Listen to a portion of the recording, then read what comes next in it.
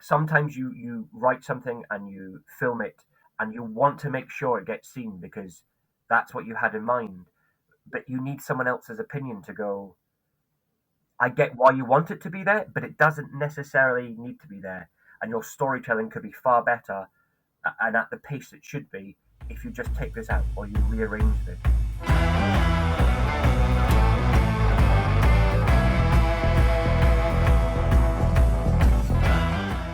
So I'm Saul Marron. I am currently I'm the festival director at the London Web Fest, which is a film festival for short form content.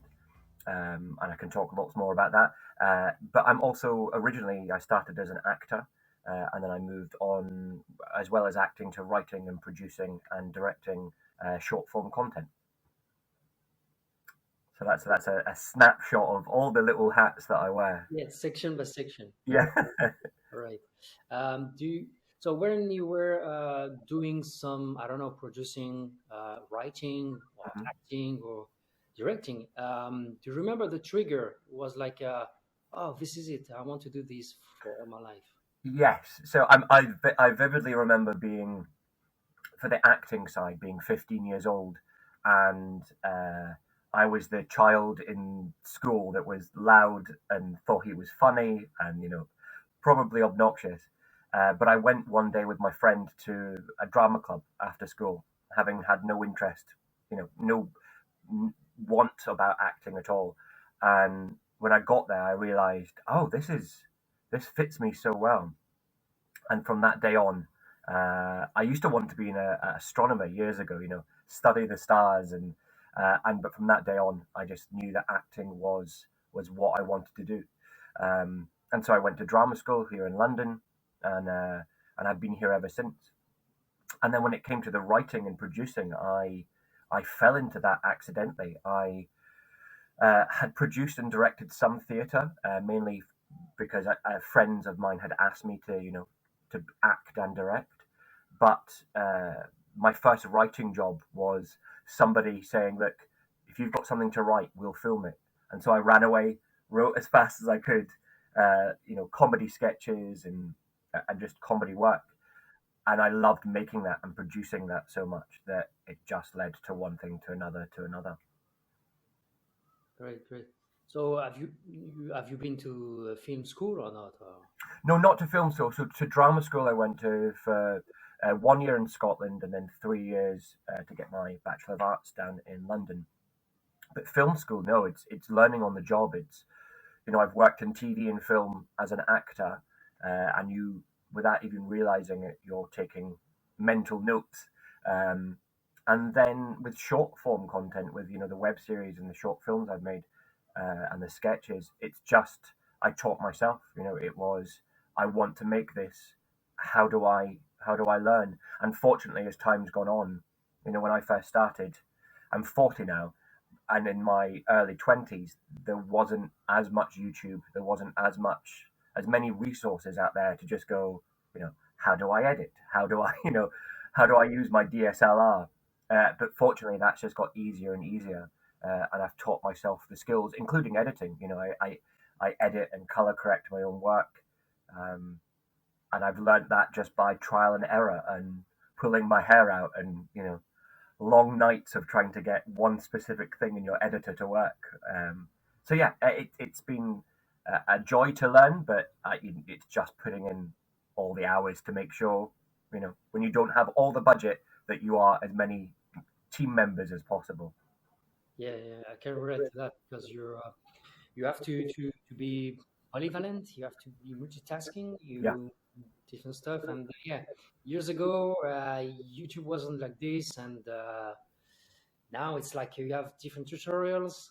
You know how to do it, yeah. basically, in theory. So yeah, Yeah, to see it is very different. So there was always forums, if I was getting an error message or I didn't know how to get, load magic lantern onto my old Canon 550D was the first camera I had.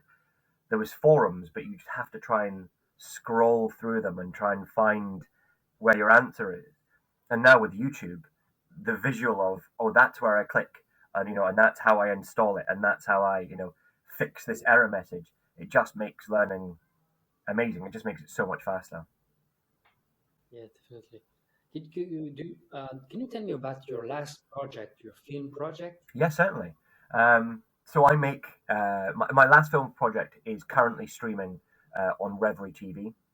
It's a four-part web series with the longest title in the world. It's comedy and it's set in the 1980s and it's called Chantel Psychic PD Night Division. It's as ludicrous and as ridiculous as it sounds, but I am a huge fan of B movies. And that goes from the 30s, the 40s, all the way up. But I love the 80s. I'm a kid of the 80s, a child of the 80s. So I have set this cop comedy, bizarre drama in the neon lights of London in the 1980s, and it follows an it's so ridiculous. I have a very bizarre sense of humor. It follows an ex lady of the night who has become psychic and is now a police detective. So it's like this slightly sexy 80s bizarre cop comedy. Um, and I love it. I managed to make it on a small budget. I had an amazing crew behind me. Ariel Arthur, who is my go-to DOP. I know when I ask him for something, he'll give me. He knows exactly what I want. So he makes.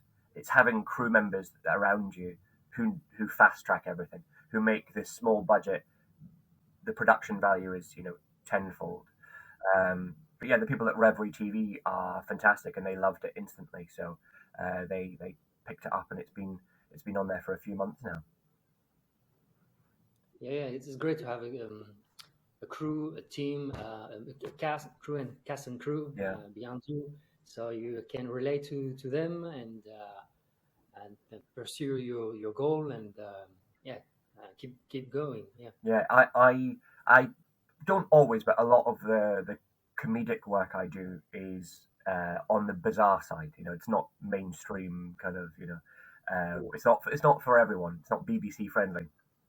Um, so when you're hiring crew, finding someone who isn't like, what do you want? I've never seen this. I can't picture it. Whereas with Ariel, he's just, not only is he a very lovely man and easy to work with, he has ideas and he knows my style now. So finding him and then finding the right sound guy and the right gaffer, just people who are making a day and the filming, far easier. I say when you're on a budget, I would love the luxury of weeks of filming, but I filmed four, 5, 8 minute episodes. I filmed them in 3, 4 days. So it's long days. You're trying to get as much footage as possible. So having the right team is just makes it that much easier. yeah. And about the workload, yeah, can you tell me about this project or in general Sorry, say that the again. work the workload The on workload, my partner will tell you, it's all consuming. Um, because, what I do is I'm fortunate enough to work as an actor elsewhere. So I will take a bigger project, doing something for the BBC or a larger film, and I will take that income and I'll make my version of something for a much smaller budget. But as we just spoke about, you are every hat. So I'm pre-production. My partner and I are crossing London to go and find the perfect prop. She's everything is trying to get it ready. So for day one of filming, everything's in place. But you're also director, and your first AD, and your catering, and your you cover all the. And I use what budget I have for the things that I find important, which is a good DOP, which is a good sound guy, and having the right gaffer there. And because it was 1980s, having the right hair and makeup as well um, was important. So I put my money there, and then you just do everything else. You surround yourself with very talented people, an amazingly talented cast, and know that they will do their job amazingly well, and you don't have to worry about them. And then you pick up the rest of the workload.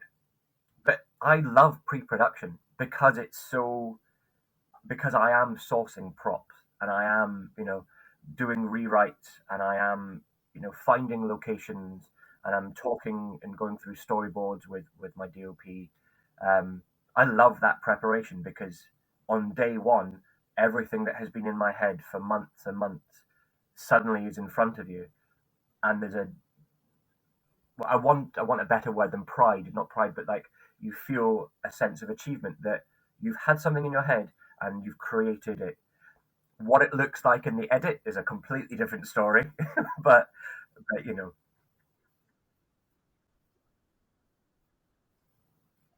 mhm, mhm,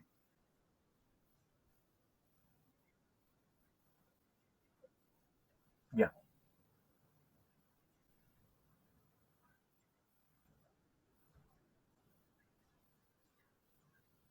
it is with less budget. I would argue from my point of view, in hindsight, I think I probably filmed for the edit without knowing it. You know, um, because you have limited time to get. You've got 16 shots that should take you 3 days, and you have one. There's. I think I probably was very specific with what shot, which is fantastic for production itself. But in the edit, if something's wrong, if you didn't have time to get that connecting shot, sometimes the edit completely changes because you don't have all the material. Um, so it's fun to do, but also there's restrictions from having it all in your head. You don't If you haven't covered all bases, then you can edit yourself into a corner, and suddenly it all changes. Um, yeah. Yeah, it depends on the video editing, but and the features Mhm. inside it. And because you're, I don't know, you have idea, of course, and you want to put it in your in the timeline of editing video, and you're try to think to try you try different stuff, different features, and it doesn't Yeah. work the first time. You ask someone, or you go to Yeah. YouTube, something video editing, and yeah, video editing. Personally, I use the Final Cut Okay. Pro, but some people use different stuff. The what is it? The Adobe Yeah. I Premiere. am and some people may gasp when I say this. I'm a Da Vinci man myself, um, and weirdly, years and years ago, when I just left drama school and I was learning, to film for the first time and learning to edit, I didn't have what at that time was almost £1,000 to buy, an editing software. So I bought off eBay. It was Sony Vegas Movie Maker. I Yeah, know this. and I it know this cost one. like £30, something like this. But for what I needed to do, I and it spoke to how my brain saw editing. You cut up, you drag, and I learnt everything else.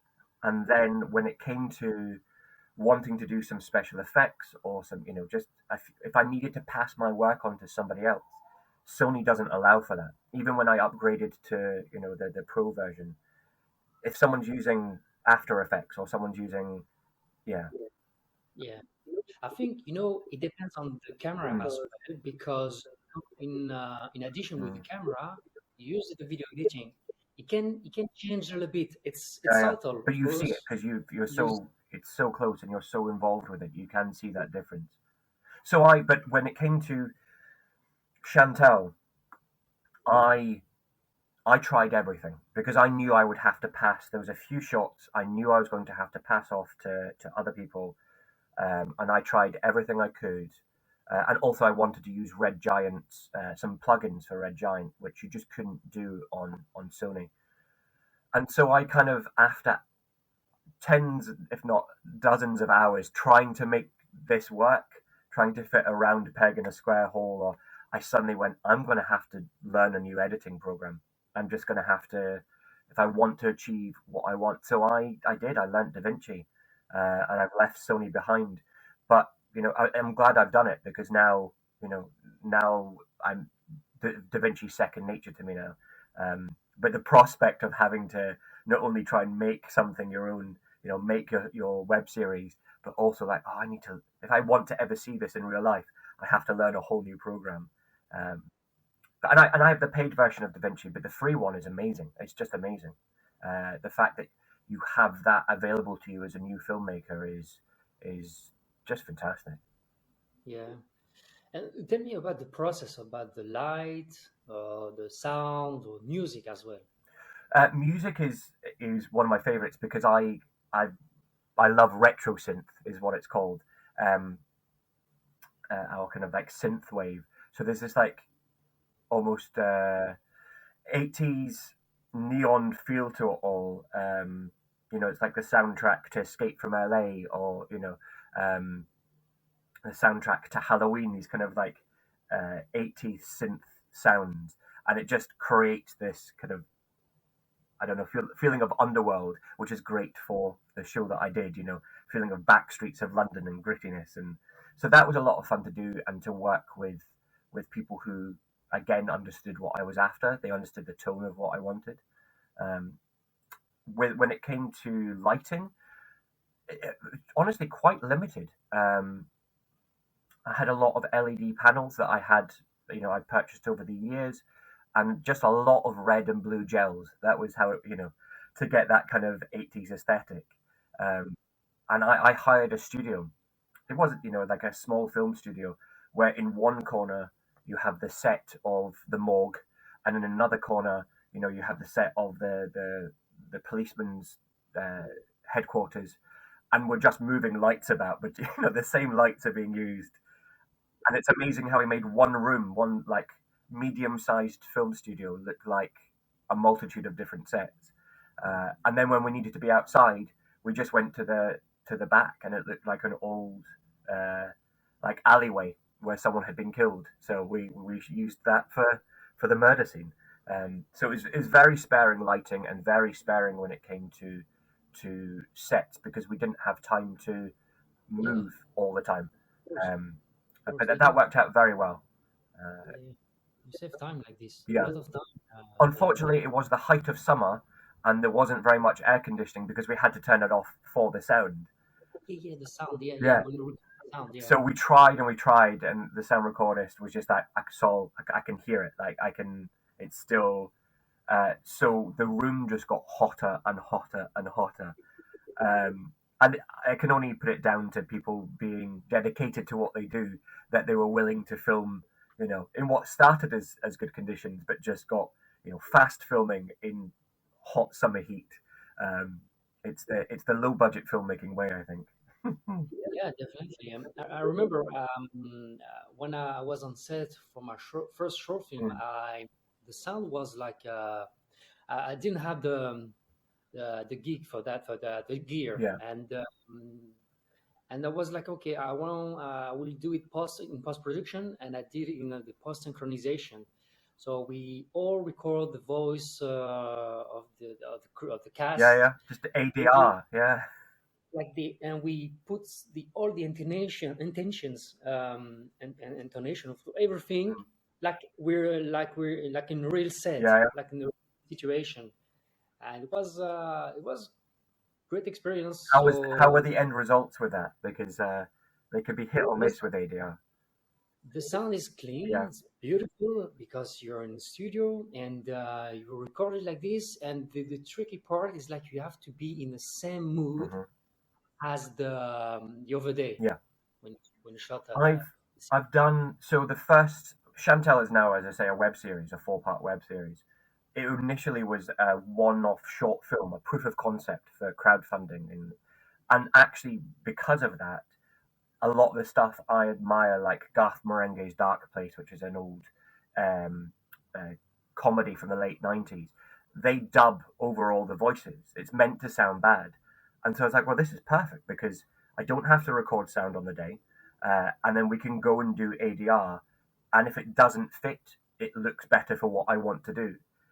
However, when it's on the flip side, when you're trying to get it to match, a lot of the time I can see in TV shows, I can hear when because they'll be on a beach and it's obviously so windy that they couldn't get good sound that day, and it drives me crazy sometimes. And then I'll be like, oh, to my partner who's watching it with me, can you hear that? Doesn't bother. She doesn't notice.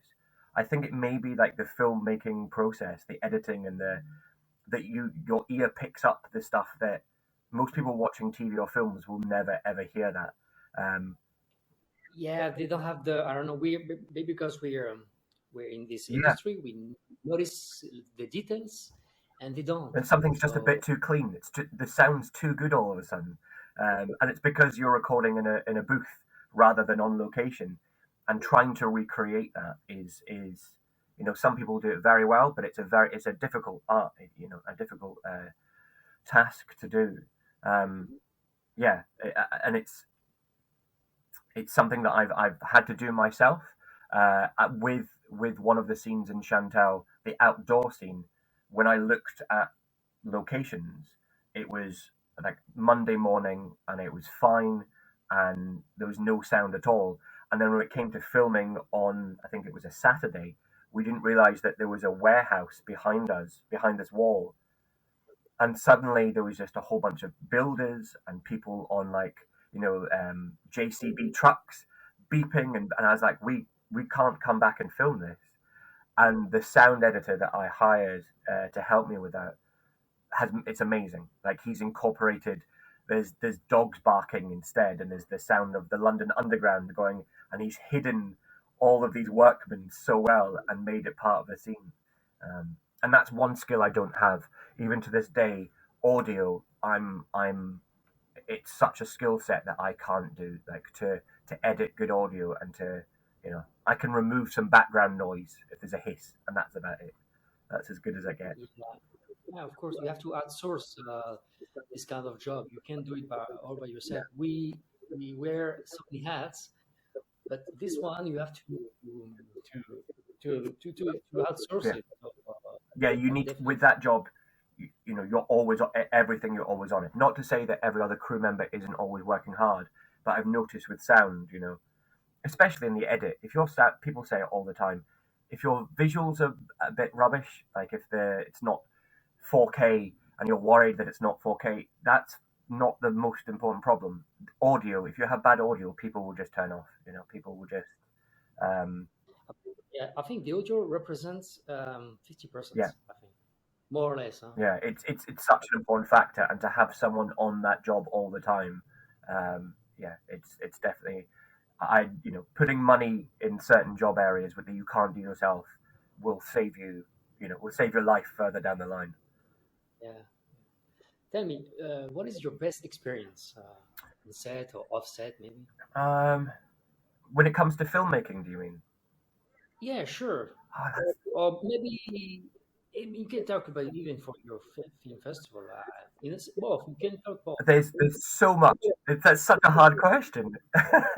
So I filmmaking wise, I would say um, it's seeing what I touched on before. It's seeing something that's been in your head in front of you, but also it being better than you imagined. I remember, um, so a lot of the cast members in Chantel are actors I've worked with professionally, and I know how funny and how talented they are, so I've asked them to come on board and be part of this. We had Ayano Amamoto, who was one of the only outside actors who we hired in to play my Japanese girlfriend in the show. And I was sitting watching her next to an actor I'd worked with for a decade almost, just working so well together with this set behind them. And sometimes when you're working so fast, you don't have the time to stop and look and actually enjoy what's happening. And suddenly I was like, oh God, this is worked. This is I have two people who don't know each other. This is their first scene on set together, uh, but everything is working. And it was so nice to have that moment just to take a step back and enjoy for a few seconds until you're like, all right, great, next, but for a few seconds. Um, and with the film festival, so as I briefly said, I'm the festival director at the London Web Fest, and we've just finished our first year, um, and in fact, our second year of submissions has just opened. But at the end of that first year, at the end of January, we had our first live awards.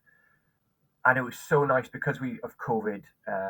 We've been doing everything online, and we've had film screenings and we've had Q&As with our filmmakers, um, and that's been wonderful. But to have these filmmakers who you've been interacting with for a year and building a relationship with for a year, um, come into a theatre in London, and to be able to hand them an actual award, an actual trophy, and screen their film in front of an audience, and just it's another side of the film industry that is now new to me. It's the first time I've not been giving a speech or been receiving an award, but actually giving one to someone else. Um, and that's been amazing because the judges that we have who are judging this work are all at the peak of their industry. We have Oscar-winning animators, and we have BAFTA-winning short film directors, and we have writers and producers from TV like Buffy the Vampire Slayer and that '70s show, and these amazing people who are all uniquely placed within the industry, from producing to directing to writing to even sound design in some respect, and actors, to put the films in front of them, and be able to hand out awards and hand out like feedback to up and coming filmmakers. It's been amazing. Like, it's just been um, I keep saying the word, it's been a joy to people, but it genuinely has been a joy to be part of that process, and responsible for having all those people there in one place. So I'm looking forward to how the second year pans out. It seems to just be getting uh, bigger and better off its own back. Um, so yeah. So there's two out of 100 things I could tell you of my favorite moments, in my career. Yeah, maybe I will maybe in future just a chapter for that. Only a Yeah, chapter for best experience or anecdotes we can tell on filmmaking. It could be like a lot of it's a things. great question, but you know, because because I've been on huge sets as an actor, where you're just like, how, how many, how much money is behind that? How many cast members and production team, and it's amazing to be a part of, and you know, it's another style of acting. And then I also do theatre as well, which is very intimate. It's you and just the actors on stage, and there's 500 people in the audience you can't even see. So I could talk about 100 experiences with that, but with filmmaking, it's I don't know. I don't think there's a greater joy than making your own work. Like, if you're passionate enough and you want to write something, and you just teach yourself everything else, and you'll make some awful stuff in the process. You'll make a lot of mistakes. Um, Of course, we always learning. So I did this when I first started making work. I was doing comedy sketches, most of which you would never see ever again, because the whole idea was make one a week and teach yourself a new skill every week. A new camera angle, or learn how to use a green screen, or which was amazing to teach me and teach myself. However, there's a reason I no longer have them online. Is they were a learning process, and I was young enough and arrogant enough to be like, "Hey guys, look how funny this is," and people were like, "Yeah, I mean, good green screen work, but yeah, yeah, it's a I think it's a period. It's a process from learning something to making. So and then after this period, you just adding to another step, yeah, and step by step, you just grow and grow again. And I don't know, just try. I think the idea is not to reach a goal. The idea, I think, is to grow. yeah." I don't know what my goal would be, to be honest. Like, in my head, it's just what's the next project that I want to do. Um, because we just the build up from I was on tour in the UK. I was doing some theatre work, and that finished at the end of November, and then it was straight into preparation for the live awards for London Web Fest. And so it was just for the past year, it went from being in lockdown, not really working at all because of COVID, to suddenly back to back to back work, which is amazing.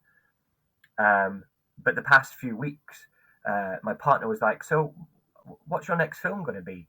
And I was like, I don't have the impetus right now. There's nothing that I desperately want to make. I need to step back for a month or 2 months and let that idea, the seed, plant in my head, and then I'll make it. And I'll learn from it. It's part Yeah, of a process. Step back, appreciate yeah, the moment.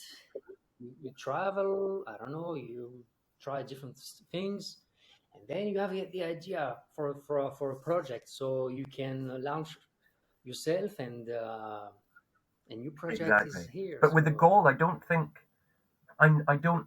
I like the fact that yes, there's things I want to achieve. There's films in my head that have been there for a while, but they've not fully fleshed out. But I know, there's ideas that I want to try out. But I don't have an end goal of, or if I do that and then I'll be fine, because I think whatever's driving me at that point, whatever project that because if I'm not passionate about something, I'm not going to put the 200% it takes to make it myself. Um, and I have the joy of being asked to do someone else's work, which is nice. Here's some lines, and I get to be creative in that way. So when it's my own work, I need to believe it 100%. Otherwise, yeah, I won't put that same amount of time in that you need to do if you're making your own work. Um, so I think I just have little mini goals. It's whatever project is in front of me. If it's a web series, or if it's a short film, or if I'm writing for radio or whatever it is, that's my focus. And then once that goal is finished, as you say, step back and wait for until there's something else makes you passionate. mm, yeah, definitely. Tell me, did you use the crowdfunding fundraising? Yes, and that was a great learning experience because ultimately I failed at it. It was a success, but it wasn't the success I wanted. So I did people will tell you who have crowdfunded, it's almost like a full-time job. If you want to do it properly, it's almost like a full-time job, because it's not just as simple as you put out the idea and people give you money and that's it. And in hindsight, I could have made it a lot simpler, but I was too caught up in trying to make this whole crowdfunding 80s themed, and like the benefits, the packages you got if you got it. I thought if I was clever about it, people would give to it. And ultimately, if you're going to crowdfund a film or a show, a series, you're doing it because you want to see that show in the end. So had I thought about it properly, I should have just been like, hey, here's for $10, you can watch this short film. You know, if you really want more and you like that side of stuff, for $15 you can have watch the short film, and here's the behind the scenes. But really strip it down, and just sell it on the film itself. And so I raised. I think my goal at the time was 10,000. It was in dollars, so $10,000, and I think I raised from different funding platforms about 6,000. And it was if I didn't reach the goal, I could still take the money if I wanted to, and I realized that I wouldn't be able to do what I wanted to do with that money. You know, and I've seen projects, I've invested in projects on crowdfunding campaigns that have never seen the light of day, because you know as a filmmaker you just want to make it, and you can convince yourself um, that you can lower the budget because it's basically being trapped in a corner, and you can make anything for no money if you want to. But if you have a specific goal in your head and you know how much it's going to take, and especially with something like Chantel, even with a strict budget, even like with that amount of money, that was me working every job. That was having the tightest crew. So to take any money away from that just seemed, you know, I'm going to take a step back. I'll do other work that I can do with, a much smaller budget. And then when the time comes and I have the money, I'm going to come back and make this properly, because um, I didn't want to cheat myself, and most of all, I didn't want to cheat people who would, they're putting their hard-earned money to hope that they're going to see something that they love and that they feel like they're a part of, and they invested in it and they helped make it. I don't want to show them awful film at the end of it. I'd rather show them exactly what they paid for. Um, so yeah, it was a massive learning experience, but it wasn't successful in the same way. And I think if I ever to do it again, I would make it far simpler and actually focus on what's important, which is the film. It's the project, and if people are donating, that's what they're donating for, and that's what they get at the end of it. How about yourself? Have you crowdfunded? No, no, Have you no. ever been Have you ever been tempted to? What? Say it again? Have you ever been tempted to crowdfund? Have you ever I thought about it? thought about it, Yeah, but at the end, it was like not for me. Like you said, it's a full-time job, yeah, so I don't have time, and it's very consuming, you know. yeah. And if you don't do properly, you won't reach your goal, and people people they can get upset, or it's okay, what's the point? But it depends, of course. It depends the budget you ask for, and yeah. No, I've heard about. So I have some friends, so they did it. So they set up a project on this platform, on this kind of platform, and some of them they reach it, and I don't know. At the beginning, it was like I don't know. The beginning was maybe possible. Now it's Yeah, like everyone is thinks, oh, I can just crowdfund, it's fine. And then you see it, the amount of crowdfunding that has, obviously a family member has donated, and then somebody else, and then that's it. But on the flip side, when you have a niche, so I it was another 80s project, neon 80s project that I found online, and it was, I think, Attack of the Killer Octopuses, something like that, an Italian project, and it was amazing. It's 80s Blade Runner inspired. They have these robotic octopuses that are killing the world, and it's such a niche audience. If you like Blade Runner 80s weird comedy, then and you can find your audience, and you can get enough good publicity from online magazines and people sharing something that's so bizarre, then great, because you're finding your audience for you, the filmmaking you like, as you go along. So once you finish this, there's a portion of those people who have donated who want to see your next work, who want, oh yeah, yeah, yeah. yeah, that love that specific style of filmmaking. And so hopefully, with that, you're building a baked in audience, so you can continue to make the stuff you want, and the funding will always be there.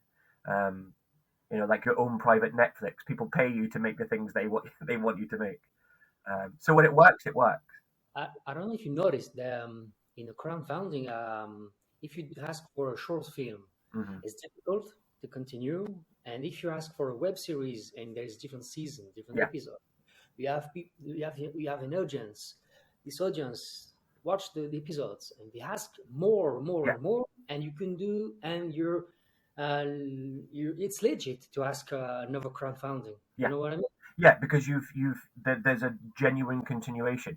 Unless you kill off every character at the end, at the end of the first season. There is a with Chantel, there's a million ideas. Like I'd love to do.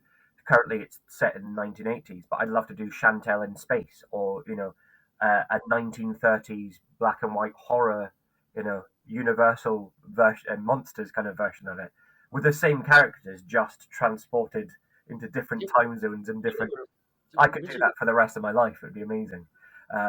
But you need the audience there. You need to you need, I yeah, think yeah, a community of fans, yeah. they can I don't know, support you.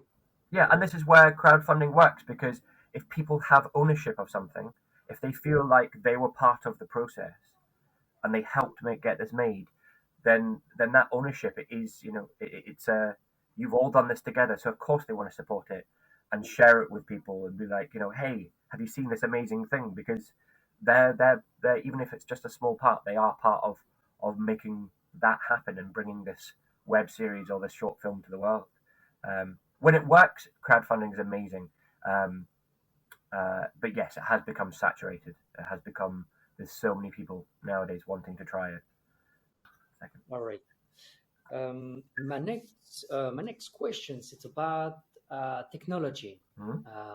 With the technology nowadays, we can buy a camera, we can buy video editing, and we can start to film. Mhm. And do you think it's the future of cinema?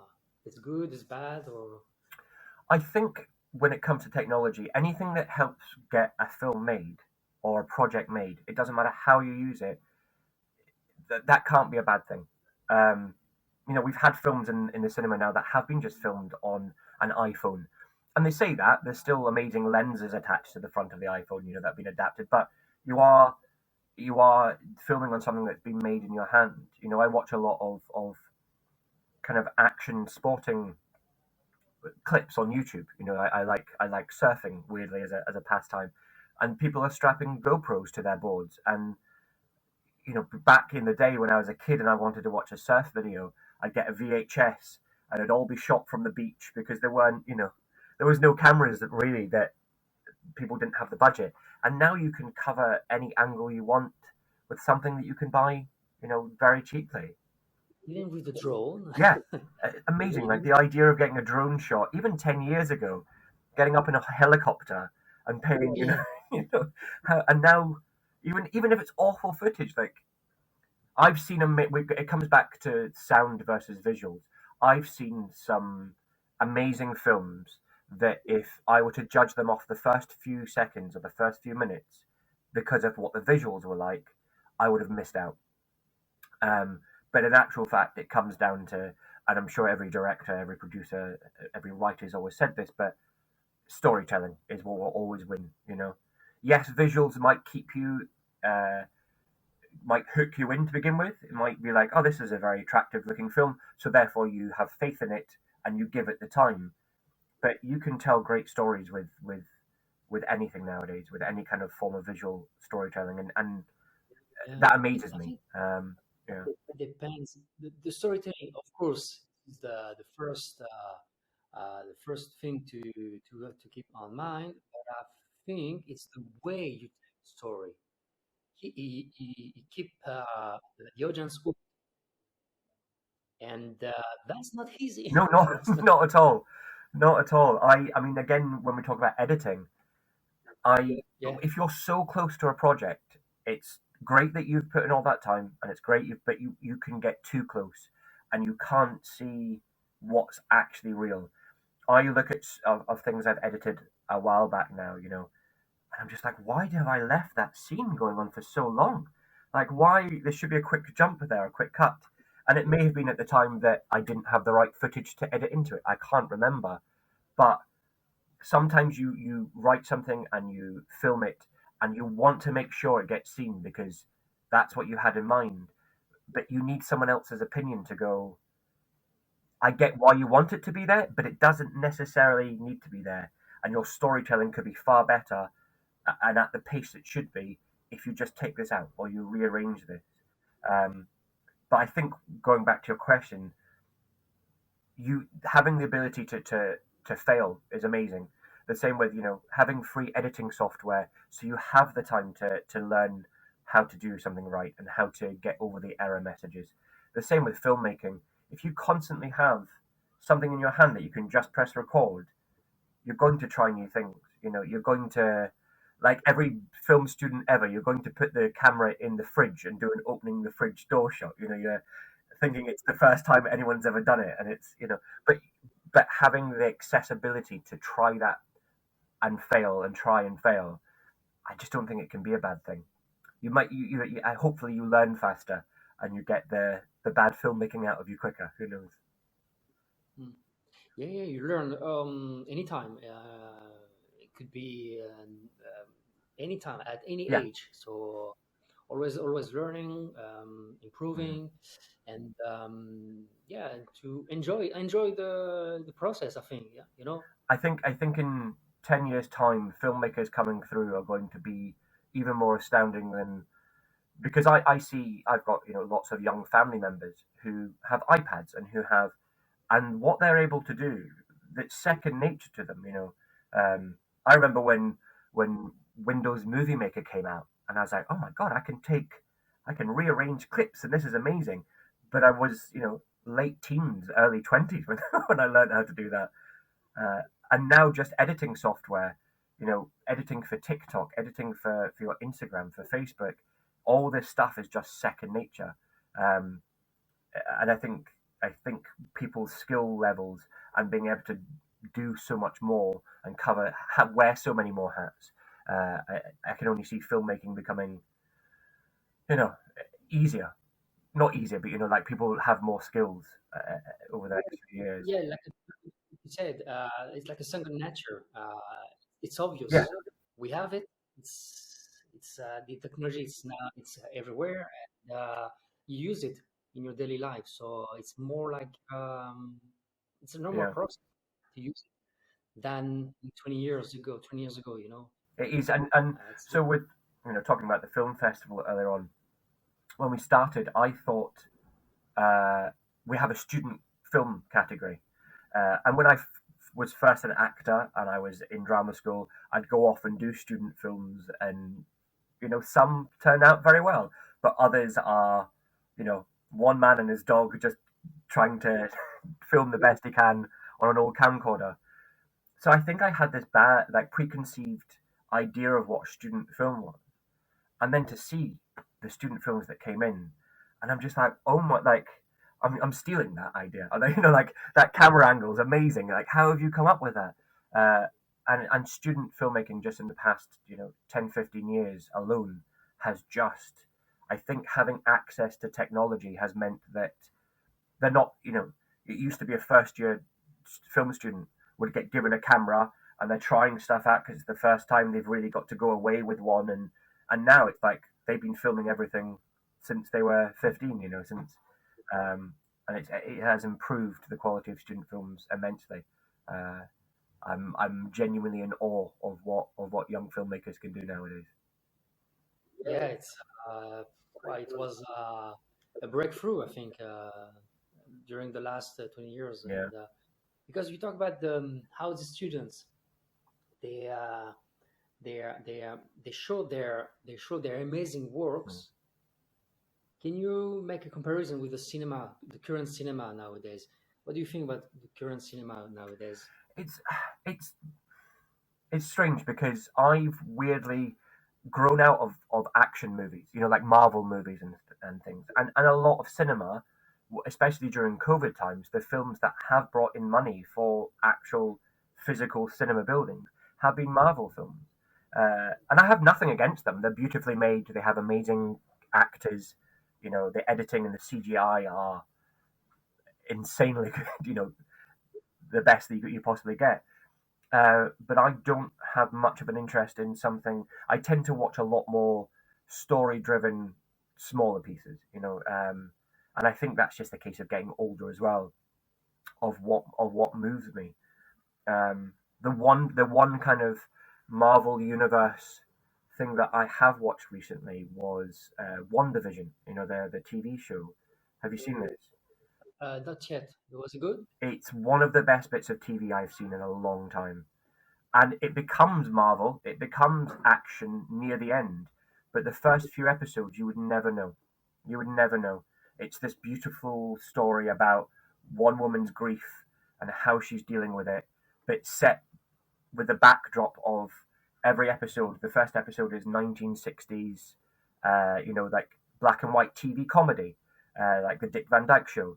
And then the second one is like uh, a 1970s kind of, and then it goes 1980s is like Full House, like, and every week they're recreating a different decade of comedy sitcom, and it's so well acted and it's beautifully, the storytelling's gorgeous, and then it becomes near the end the action and the, but you've earned it, you've made it, you've earned that payoff of there needs to be this battle at the end. There needs to be this.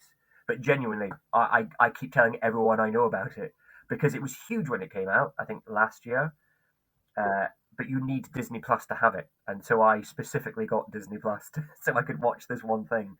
But I can't stop talking about it because it's just I'm so pleased that you can still make beautiful work and it's still being made, and it also happens to be a big budget thing, and it also happens to fit in the Marvel universe. But it's still, at the end of the day, it comes down to storytelling. Um, I went off. I went off, kind of like on a ramble there, No but worries, no worries, no worries. I like it's like I don't know. It's yeah, natural. It's nothing. It's scripted. I'm not being paid by So Disney Plus. I realize I said that several times. They don't, they don't need my advert. really, They're doing okay for you're themselves, I think. you're a good sponsorship. Yeah, Okay. Anyway, uh, oh, the next question yeah. is look. It's trying to remember who, if you have the opportunity to work with someone, who could it be? Oh, the studio could be. Oh, so I've got multiple answers. So for different for the different jobs I do for acting, I would love to work with Sam Rockwell. I just think he's an amazing talent. He's a fantastic actor, um, and he brings something to everything he's ever done that is just uniquely Sam Rockwell. I'd love to work with him. Um, so what were the other ones? So with how else could I? I'm trying to think. I've kind of lived vicariously through the film festival. I found people I love and have contacted them to come and be judges. One of my favorite films of all time is called The Independent, and it's a Jerry Stiller film. It's all about making B movies. It's got a whole host of '90s actors in it, um, and it's a cult hit. And I basically contacted the director and was like, "I love your work. Please come and He's done other films, from the big, more well known Chevy Chase comedies and things. But to be able to just work with him in a completely different light and have him part of the festival, that was fantastic. Um, I'd love to work with David Waynes. I don't know if you know the director David Waynes. He does a lot of comedy, so like Wet Hot Americans. I'm not even saying that right. Uh, I think it's Wet Hot American Summer. I know that's incorrect, but he's worked with some of the funniest people over the past 20 years who work in improv, and who from film and TV. He's had a fantastic career, and he's made the style of comedy that I've always enjoyed. Um, I'm trying. It's so hard when you get asked a question because I could list 100 people. I'm Yeah, of course. yeah, If you ask me, yeah. we'll say a few names today. Tomorrow will be different names, and the next year, next and so on. So appreciate any kind of works Mhm. because if I'm hooked, I'm Yeah, in. So and that is the joy it's of like of working within the industry is you don't know what your next job's going to be, or what that style is going to be, or what that learning experience is going to be. And sometimes it can be amazing, and other times you learn from it, but it's hard work because you may not be as passionate about it.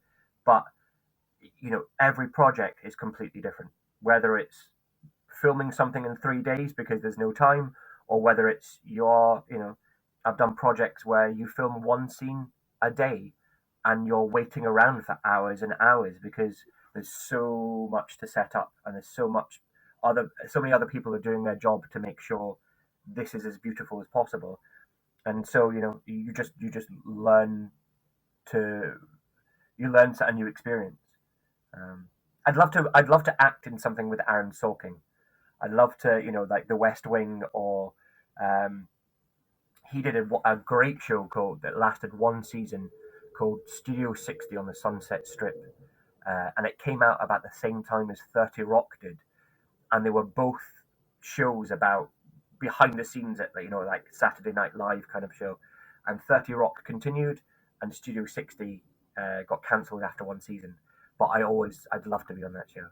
Just always walking and talking. Always walking and talking. Aaron Sorkin, they're always walking down a corridor for like 5 miles. You're like, this is the world's biggest building. How can they walk anymore? yeah, Um, so yeah, come back tomorrow. You're right. I'll have a multitude of different answers. the same, the same. What do you wish in the short, mid, and long run?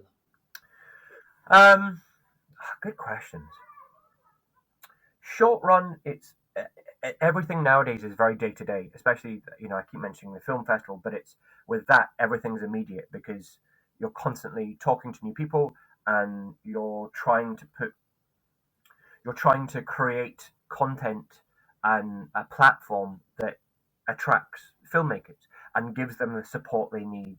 And our end goal is to always to try and give awards and both physical and cash so that people can go on and make more stuff, to fund their next project. So short-term goals are, I feel like I achieve little things every day. I've I've learned the happiness it is to tick something, to scratch something off a list. I never wrote lists before, and now it's my favorite thing to do. If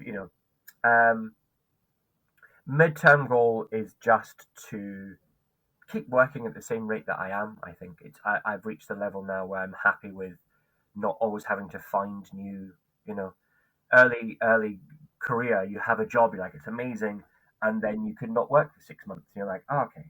So now it's nice to have a bit more um, regular stuff to choose from.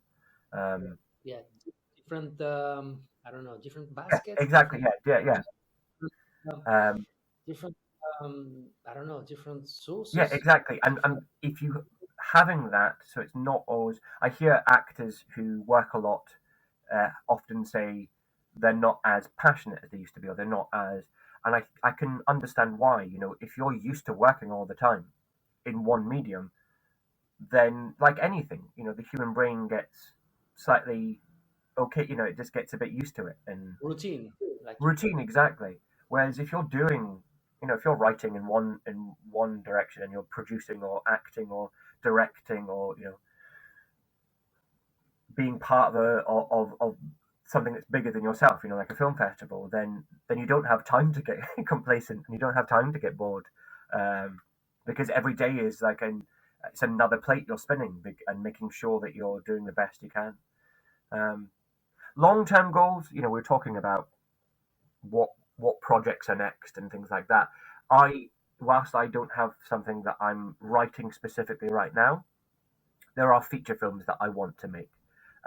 There are I've made short form content, but again, the stuff that I love, the films that I really love, are old 1930s horrors, old B movies from the 70s, from Hammer Horror, 1980s slasher films that no one's ever seen before because they got made so cheaply and got I love I can when I can see filmmakers trying to do the best they can with a small budget. I don't know what it is. I love that kind of stuff. So I like the idea of being able to make a feature film with a limited budget, but have it be to create something different, you know, to create an aesthetic that hasn't existed for a long time. Ultimately, I'd like to make a 1930s horror film, but in modern day. So it's a weird long goal, and there may be an audience of 10 people who would enjoy it, but um, But you do it from your yeah. heart, and you expect some audience. It's even one or Yeah. two. And this is what I've learned That's from Chantal, which is I've written other things that are more mainstream, and I've written pilots that have been people have asked me to pitch them, and it's fine and I like it and it's okay. But I made Chantel because it was a thought in my head that wouldn't go away. That I just had to see to fruition. I had to see to the end. And the fact that it's been picked up by Reverie, which are just an amazing streaming channel. The fact that there is an audience for it, no matter how small. Um, and it gets shown on TV in America, which is to me blows my mind. It's on channel 360 something, I don't know, but it's the fact that a show of mine is being played on TV. Um, it makes me want to make more, and to know that yes, it might be a tiny audience, but it's still an audience. like you should you have to start from somewhere, and Yeah. this somewhere can you can reach to a big community basically, Hmm. because we talk about the audience for the mainstream, but Yeah. for a web series, for instance, I think you need to build a community over the time of, through through the years. So you have to, yeah, it's for them at the end, and then you grow, and I think it's different audiences. This is what I notice for Marvel movies or independent films, internet, TikTok. It's a niche, big, small, medium, Yeah. different niches. You don't even need. There are communities out there that web series come into the festival, and some of them have very few audiences, or they're brand new. Very little audiences, or they're brand new.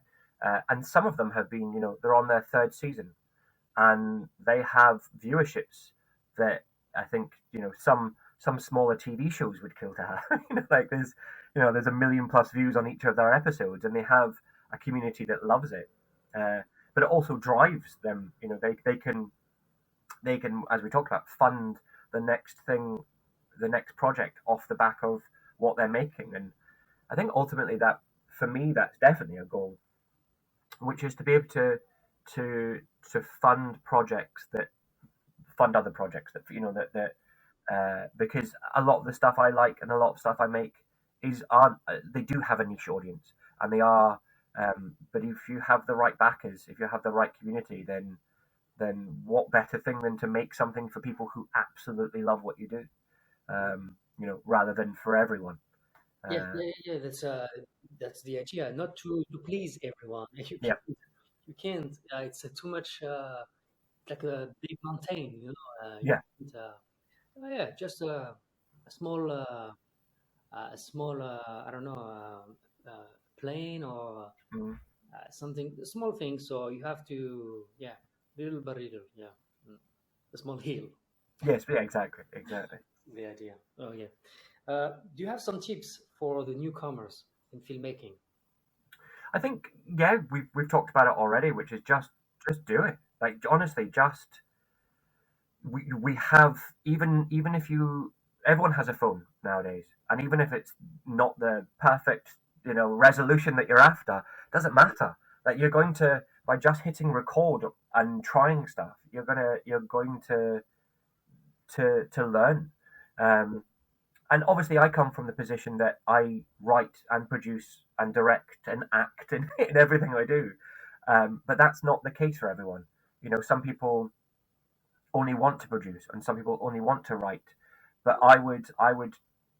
It's never going to hurt you if you understand what everyone else's job is. So if you've never written something before, write.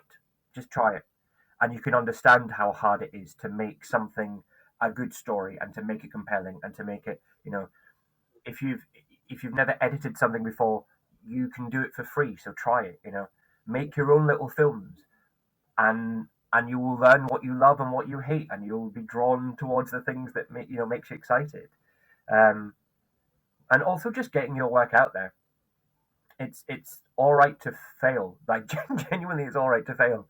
Um, and you may not have to show everything you ever make, but ask people's opinions. And if you've been doing it for a while, you know, let professionals see your work. This is what film festivals are for. I've gone through the film festival circuit myself, and it's nerve wracking to know that professionals are seeing what you're doing. Um, but the feedback you get, and the audience that you get because of it, and I think just try, fail, try again, put yourself out there, and just repeat.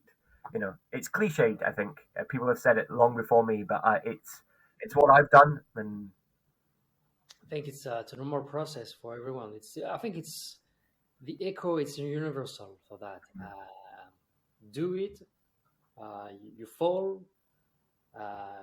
Get up. You start it again, and you grow like this. I think it's normal process. you know, and especially if you're feeling stagnant, if you're bored with or you feel like you're, as an actor for a while, I feel like I wasn't getting the parts I wanted, and so I went away and I wrote stuff, um, and it's very freeing. It's incredibly frustrating, but it's very freeing to go, oh well, I'm creating the stuff myself then, and then I've been lucky enough to work in amazing things as well, where I can't believe someone's given me this to a character to create. It's amazing.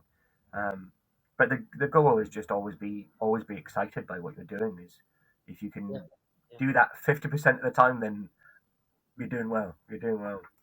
Yeah, yeah, definitely. Yeah. All right. Do you have which movie or series looks like you? Looks like me.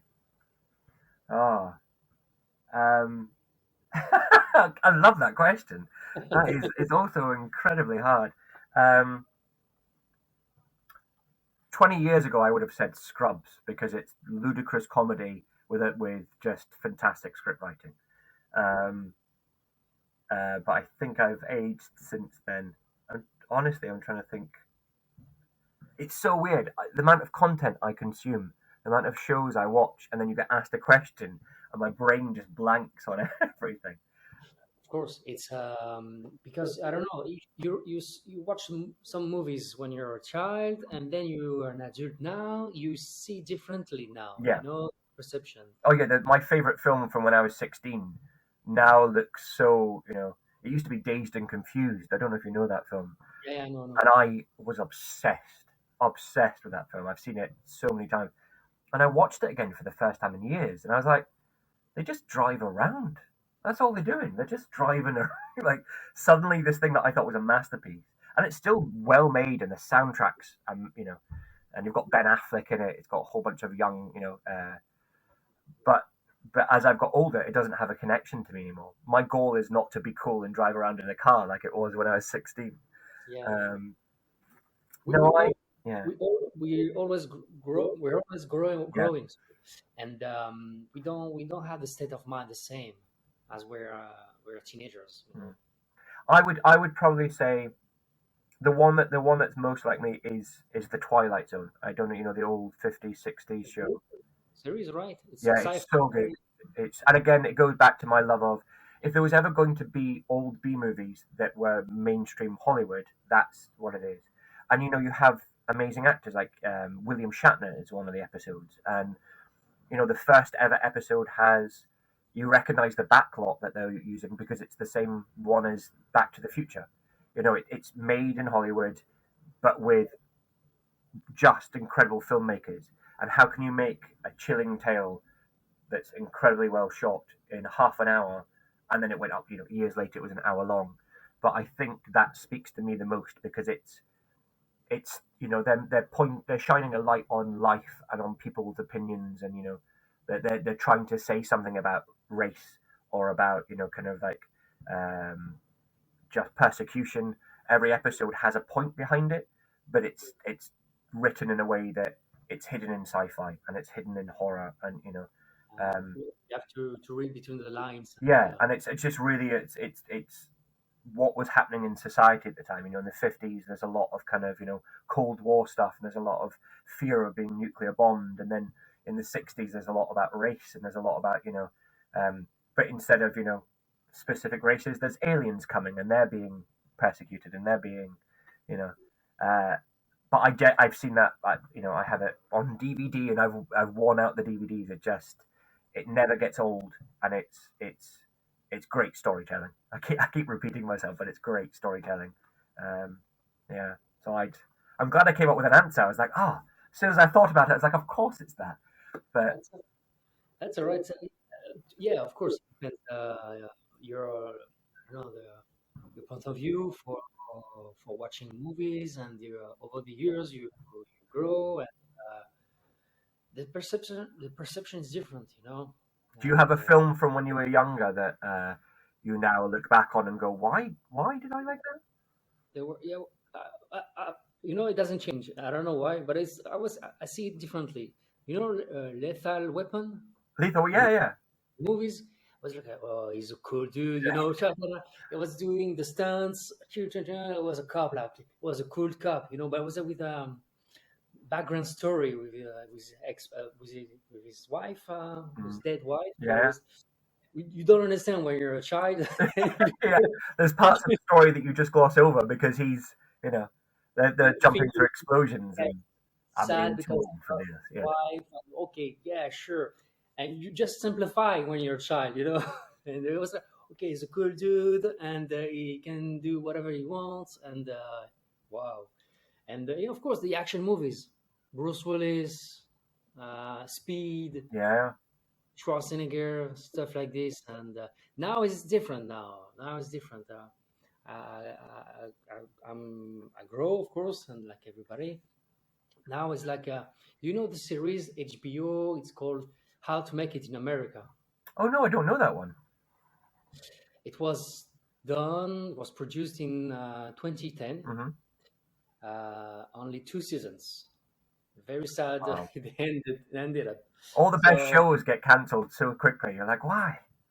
yeah, but it's subjective. Yeah, I know it was a bad idea to cancel this show, but I don't know because maybe they didn't reach the too much audience for that. yeah. Yeah, I think the reason for that. Yeah. So, but yeah, if you have a chance to take a look, it's a cool series. You just It's a reminded me of uh, I don't know why. I think mainly because you're French. That you have made for a while. Every actor friend I knew was like, Saul, have you seen Call the Agent yet? And I was like, no. And he's like, they're like, you've got to watch it. It's on Netflix. It's this French show set in Paris about agents, actors' agents, and it's so good. Like, when someone's been telling you to watch something, you're like, yeah, yeah, yeah, I'll watch it, and then you finally watch it, and very rarely do you see something and go, oh, they were all telling the truth. It's such a good show. Um, but then a lot of sometimes people don't know it. I don't think. sorry. Sometimes it happens the opposite. Yeah. Oh, yeah. You expect something good, and then you're okay, all right. Also, they're like, No, I'm not what do they think I like? Why would they think I would like this? This is awful. kind of Like, what's their opinion of me that this is what they suggested? the opinion of you. Yeah, yeah, it depends. Yeah, of course, yeah, but kind of, yeah, it's subjective. People like to share, of course, the good Mhm. things, and they like something, they want you they want to, of course, a piece of that, so Yeah. they want to share with you. So it's nice. It's nice. That's all right. Because otherwise, I would never heard of these movies or series. If they didn't tell me from the first place. So it's all right. That's all right.